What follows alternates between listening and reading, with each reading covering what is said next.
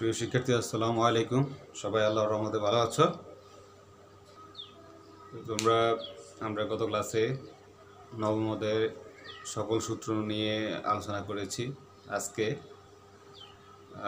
নবম অধ্যায় 9-2 অধ্যায়ের সবচেয়ে ইম্পর্টেন্ট অঙ্ক, অর্থাৎ তোমরা বোর্ডে দেখতে পাচ্ছ বইয়ের 9-2-এর 11 নম্বরের অঙ্কটা, যে অঙ্কটা ইম্পর্টেন্ট সবচেয়ে এবং একটু জটিল আছে। তোমরা একটু মনোযোগ সহকারে খেয়াল করলে এটা বুঝতে পারবে। তো দেখো, এখানে একটা কি লেখা আছে, ফাংশন অফ এক্স সমান লন 1 - x বাই 1 প্লাস এক্স। এই ফাংশনটা ডোম এফ এবং রেঞ্জ এফ নির্ণয় করতে হবে। তো আমরা প্রথমে ফাংশনটি ডোমেন নির্ণয় করি। ডোম এফ নির্ণয়। প্রদত্ত যে ফাংশনটা দেওয়া আছে, প্রদত্ত ফাংশন হচ্ছে প্রদত্ত ফাংশন এফ অফ এক্স সমান সমান লন 1 - x বাই 1 প্লাস এক্স। তো আমরা জানি যে ডোমেন বলতে বোঝায় যে এক্স এর কোন কোন মানের জন্য ফাংশনটা সংজ্ঞায়িত হবে।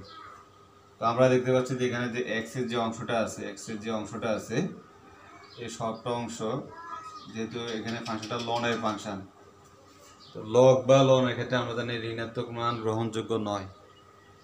তার মানে আমাদের এই মানটা ধনাত্মক হলে এফ অফ এক্স এর বাস্তব মান আসবে, মানে এই সম্পূর্ণ অংশটা ধনাত্মক হইতে হবে। অর্থাৎ আমরা লিখতে পারি যে এফ অফ এক্স সংজ্ঞায়িত হবে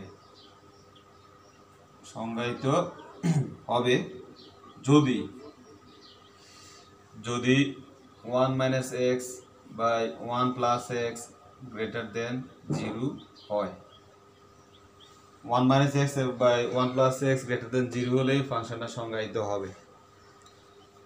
এখন আসো যে এখানে যেহেতু এটা একটা ভগ্নাংশ কখন গ্রেটার দেন 0 হবে, একটা ভগ্নাংশের মান কখন 0 থেকে বড় হয়।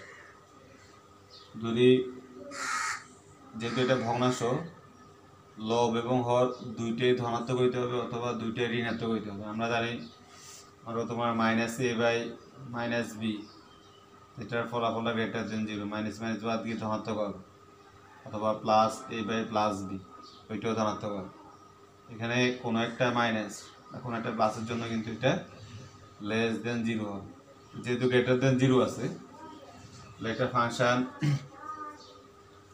যেহেতু এই ভগ্নাংশটা সংজ্ঞায়িত হইতে হলে এখানে লব এবং হর দুইটাই প্লাস হইতে হবে। অর্থাৎ সুতরাং আমরা প্রথম শর্তে বলতে পারি যে এক নং হচ্ছে যে 1 - x গ্রেটার দেন 0 এবং 1 প্লাস এক্স গ্রেটার দেন 0, এটা হলে ফাংশনটা ধনাত্মক হবে। আমরা এখান থেকে এটা সমাধান করতে পারি যে এখানে ইমপ্লাই যে -x greater than -1 imply x less than 1, দিতে পারি x গ্রেটার দেন -1। তাহলে আমরা প্রথম এক নং থেকে দেখতে পাচ্ছি যে x এর মানটা 1 এর থেকে ছোট হইতে হবে অথবা -1 থেকে বড়, এবং যেহেতু ইন্টারসেকশন, সুতরাং আমরা বলতে পারি যে ডোম F1 মানে 1 নং এর জন্য ডোমেন হবে সমান হবে 1 থেকে ছোট। 1 থেকে ছোট বলতে -∞ to 1, এবং মানে ইন্টারসেকশন, তবে -1 থেকে বড়, -1 থেকে ইনফিনিটি।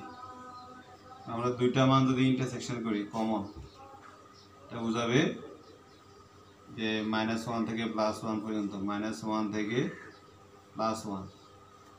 এটা আমরা যদি এটা চিত্রের মাধ্যমে দেখাই, এখানে মূল বিন্দু 0, +1 -1। তো প্রথম ফাংশনটা হচ্ছে যে 1 থেকে ছোট মানে 1 থেকে ছোট, আর দ্বিতীয় ফাংশনের মানটা হচ্ছে -1 থেকে বড়, -1 থেকে বড়। দুইটার মধ্যে কমন অঞ্চল হবে শুধু এই অংশটা -1 থেকে +1, -1 থেকে +1। তাহলে এটা হচ্ছে যে প্রথম শর্ত অনুযায়ী ফাংশনটির ডোমেন। এবার আসো আমরা দ্বিতীয় শর্ত হচ্ছে যে একটা ভগ্নাংশের মান যদি 0 থেকে বড় হয়, তাহলে দুইটাই প্লাস হইতে হবে। এক নাম্বার হলো দুইটাই প্লাস, গ্রেটার দেন 0 মানে দুইটাই প্লাস। তো দুইটা প্লাস হলে আমরা এটা অসমতা সমাধান করে পাই এটা, আবার এখান থেকে পাচ্ছি এটা, এই দুইটা একসাথে করলে এবং যদি ইন্টারসেকশন -1 থেকে +1, তাহলে এটা হচ্ছে প্রথম অংশের ডোমেন। এবার আসলে আমরা যদি দ্বিতীয় অংশটার ডোমেন নির্ণয় করি,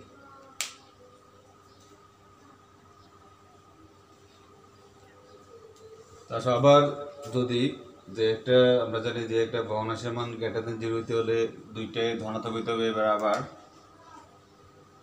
আবার 2 নং যে 2 নং হচ্ছে যে দুইটাই ঋণাত্মক হইতে হবে না, 1 - x < 0 এবং 1 + x < 0। আমরা এটাকে যদি সমাধান করি -x < -1 x > 1 x > 1 ইমপ্লাই এখানে হবে x < -1। আমরা যদি দুইটাকে একসাথে লিখি, সুতরাং ডোম f2 অর্থাৎ 2 নংয়ের জন্য ডোমেন হবে 1 থেকে বড়। তো 1 থেকে বড় হচ্ছে সমান 1 থেকে বড় 1 থেকে ইনফিনিটি, আর ইন্টারসেকশন হচ্ছে -1 থেকে ছোট, -∞ টু -1। যদি 1 থেকে বড় -1 থেকে ছোট, এই দুইটার মানের মধ্যে কোনো কমন উপাদান নাই, এটা হলো ফাঁকা সেট। চিত্রের মাধ্যমে দেখাই, এটা হচ্ছে 0 -1 +1।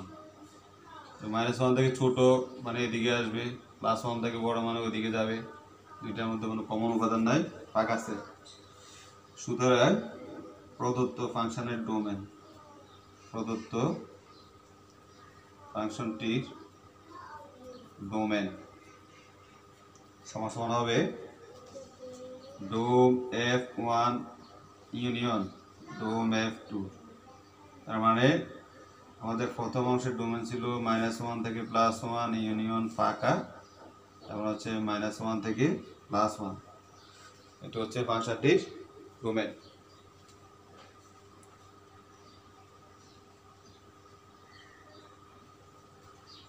আমরা আবার বের করি এখানে, তাহলে আমাদের প্রথম অংশের ডোমেন ছিল -1 থেকে +1, দ্বিতীয় অংশের ডোমেন হচ্ছে ফাঁকা সেট। আমরা দুইটাকে সংযোগ করি, -1 থেকে 1 আর ফাঁকা সেট হলো -1 থেকে 1, তাহলে এটা হচ্ছে ফাংশনটির ডোমেন। তো এখানে 1 এর পরিবর্তে যে কোনো সংখ্যা থাকলে তুমি সবগুলো অঙ্কে কিভাবে করতে পারো। তাহলে আসলে টোটাল ফাংশনটা আমরা আবার শুরু থেকে এটা আলোচনা করি। এখানে যেহেতু এটা লন আছে, লনের ক্ষেত্রে আমরা জানি ফাংশনটা ধনাত্মক হইতে হবে। তো ধনাত্মক হওয়ার জন্য একটা ভগ্নাংশের লব এবং হর দুইটাই প্লাস হইতে হবে, যেটা আমরা প্রথম অংশ নির্ণয় করলাম ডোম f1, আর অথবা দুইটাই মাইনাস হইতে হবে, ঋণাত্মক হইতে হবে। দুইটা মাইনাস হওয়ার জন্য এটা দুইটা ঋণাত্মক, দুইটা ঋণাত্মক করে আমরা এটা ডোমেন নির্ণয় করলাম ফাঁকা সেট। প্রথম অংশের ডোমেন হচ্ছে -1 থেকে +1, আর দ্বিতীয় অংশের ডোমেন হচ্ছে ফাঁকা সেট। টোটাল ফাংশনের ডোমেন হবে -1 থেকে +1। এই হলো ফাংশনটির ডোমেন। আমরা এখানে বই দেখো তোমাদের অনুসরণে এবং উদাহরণে এবং বোর্ডে অনেকগুলো অঙ্ক আসছে এরকম যে তোমাদের লন ভিত্তিক ফাংশনের ডোমেন এবং রেঞ্জ নির্ণয়। এইগুলো আমাদের ডোমেন নির্ণয়, আবার আমরা এবার ফাংশনটির রেঞ্জ নির্ণয় করব।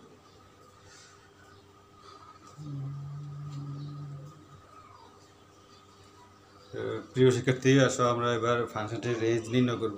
তো ফাংশনের রেঞ্জ নির্ণয় করতে দেখতে হবে আগে যে এই ফাংশনটার আমি ডোমেনটা প্রয়োগের ফলে ফাংশনটার ইমেজটা কেমন হয়। ইমেজ নির্ণয় করার জন্য আমরা ফাংশনটার রেঞ্জ বিপরীত ফাংশন নির্ণয় করব, অর্থাৎ বিপরীত ফাংশনটার ডোমেনে হবে ফাংশনটার রেঞ্জ। তার আগে আমরা প্রদত্ত ফাংশনের বিপরীত ফাংশন নির্ণয় করি। প্রদত্ত ফাংশন f(x) সমান এত, এটাকে y ধরে নেব, y সমান ln 1 - x / 1 + x, ধরি f(x) সমান y, x ইকুয়াল হবে f ইনভার্স y। তো এখানে y সমান ln 1 - x / 1 + x। এখানে আমাদের ln এর বেস হচ্ছে, ভিত্তি হচ্ছে e, তাহলে এটা ln এর সমীকরণ থেকে আমরা সূচকের সমীকরণ লিখব। ই হলে ওয়াইটা হবে ই এর পাওয়ার, আর এই অংশটা এবারে চলে আসবে 1 minus x by 1 plus x সমান ই পাওয়ার ওয়াই। আমরা সূত্রের সমীকরণ জানি এ ফর এক্স সমান সমান বি হলে এক্স ইকুয়াল হবে লন এ ফর বি। এখানে লনের ভিত্তিটা ই উজ্জ আছে, এই অনুসারে আমরা লিখতে পারি। তাই আমরা এখান থেকে এক্স এর মান নির্ণয় করবো দুজন বিজন করে 1 minus x plus 1 plus x by 1 minus x plus 1 plus x সমান e power y plus 1 by e power y minus 1। এখান থেকে এক্স বাদ গেলে আর এখানে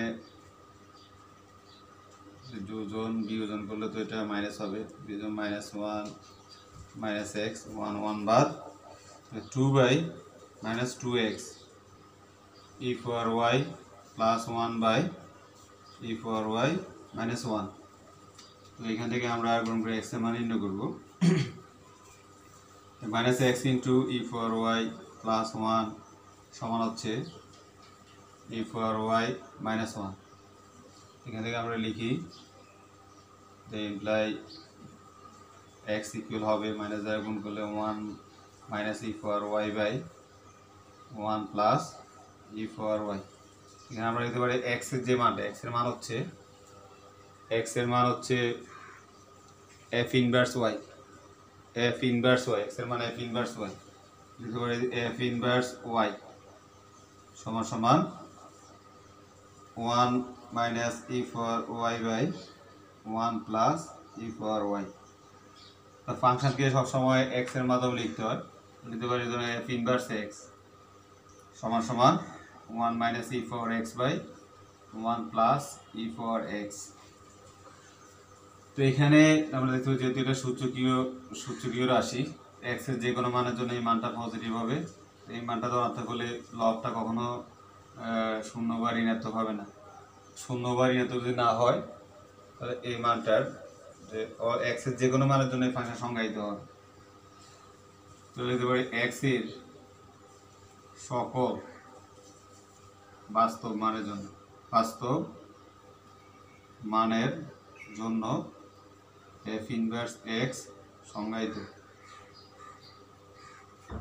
সুতরাং ফাংশনটির রেঞ্জ হবে সকল বাস্তব মান আর থেকে আমরা এবার লিখতে minus infinity two plus infinity.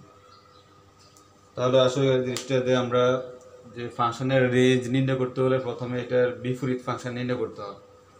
বিপরীত ফাংশন নির্ণয় করার পরে দেখতে হবে যে বিপরীত ফাংশনটার ইমেজটা কত, মানে ডোমেনটা কত, এই ফাংশনে এক্স এর কোন মানের জন্য সংজ্ঞায়িত হয়। এই ফাংশনটাতে এক্স এর যে কোনো মানের জন্য সংজ্ঞায়িত হবে।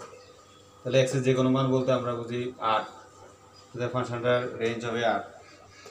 তাহলে রেঞ্জ নির্ণয়ের ক্ষেত্রে যে কোনো ফাংশনের রেঞ্জ নির্ণয়ের ক্ষেত্রে প্রথমে ফাংশনটির বিপরীত ফাংশন নির্ণয় করতে হবে।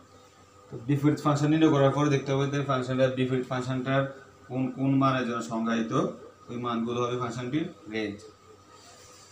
তো ধন্যবাদ সবাইকে। আমরা আশা করি সবাই বুঝতে পারছি অঙ্কটা। আমরা পরের ক্লাসে দেখি আমরা আরও যে ইম্পর্টেন্ট অঙ্ক আছে এগুলা নিয়ে আলোচনা করব। ধন্যবাদ। আসসালামু আলাইকুম।